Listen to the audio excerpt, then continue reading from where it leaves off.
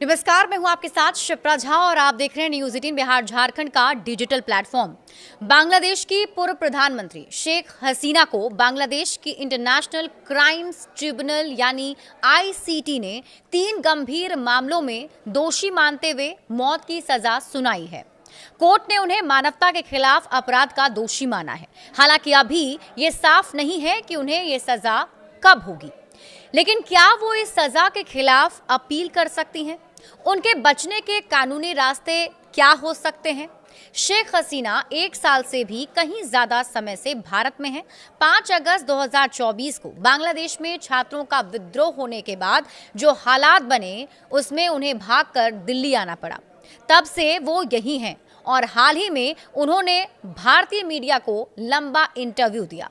उनके खिलाफ बांग्लादेश में यह आरोप लगाकर अभियोग चलाया गया है कि उनके शासन में विरोध प्रदर्शनों के जो हालात बने और उनमें जो लोग मारे गए, उसमें वो दोषी हैं।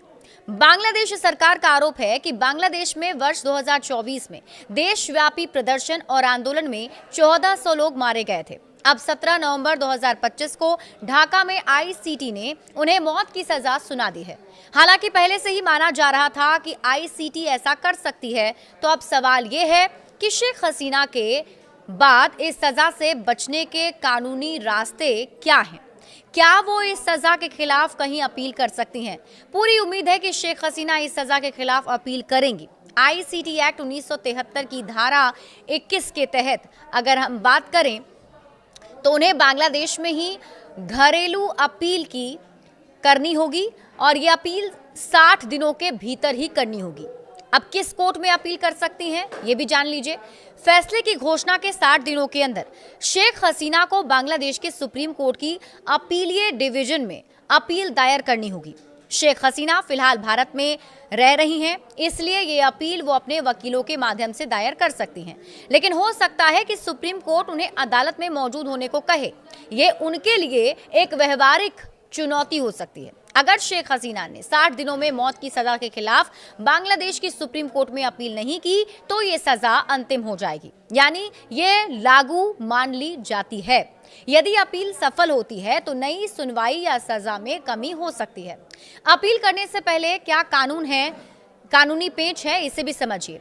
देखिए, शेख हसीना को बांग्लादेश की इंटरनेशनल क्राइम्स ट्रिब्यूनल यानी आईसीटी की मौत की सजा के खिलाफ सुप्रीम कोर्ट में अपील करने के लिए उनका या तो अदालत में आत्मसमर्पण करना जरूरी होगा या फिर गिरफ्तार होना। जब तक वो खुद अदालत के सामने पेश नहीं होती हैं या उन्हें गिरफ्तार नहीं किया जाता है, वे सुप्रीम कोर्ट में इस सजा के खिलाफ अपील नहीं कर सकती।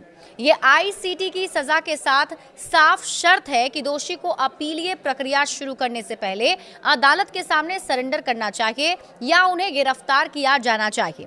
अगर व्यक्ति अनुपस्थित रहता है और आत्मसमर्पण नहीं करता है तो सिर्फ उसके वकील की हाजिरी से अपील दाखिल नहीं की जा सकती।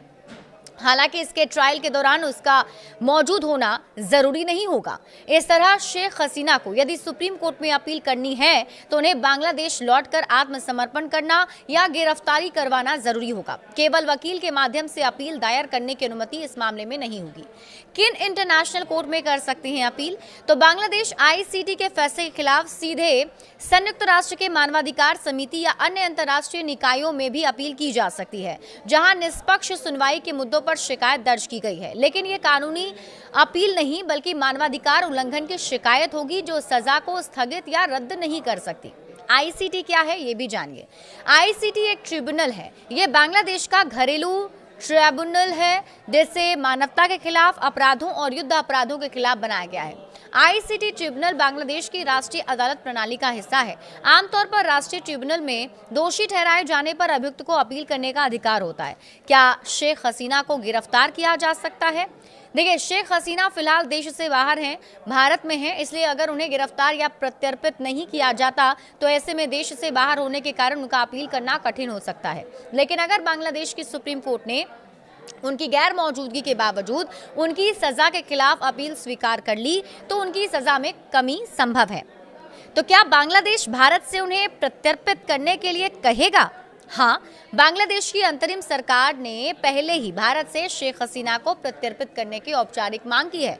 अब उन्हें इंटरनेशनल क्राइम्स ट्रिब्यूनल आईसीटी द्वारा मौत की सजा सुनाए जाने के बाद ये दबाव और बढ़ सकता है। नवंबर 2024 से ही बांग्लादेश ने भारत को नोट वर्बल भेजकर प्रत्यर्पण की अपील की है। मार्च 2025 तक सभी जरूरी दस्तावेज भेज आ चुके हैं, लेकिन भारत ने अभी तक कोई स्पष्ट जवाब नहीं दिया है। सजा के बाद बांग्लादेश की सरकार प्रत्यर्पण पर जोर देगी। 2013 के भारत बांग्लादेश प्रत्यर्पण संधि के तहत भारत इनकार कर सकता है अगर अपराध को राजनीतिक माना जाए या निष्पक्ष सुनवाई की आशंका ना हो। शेख हसीना को भारत ने सुरक्षा कारणों से शरण दी और प्रत्यर्पण से द्विपक्षीय संबंध प्रभावित हो सकते हैं। बड़े अपडेट्स के लिए आप जुड़े रहिए न्यूज़ 18 बिहार झारखंड के साथ।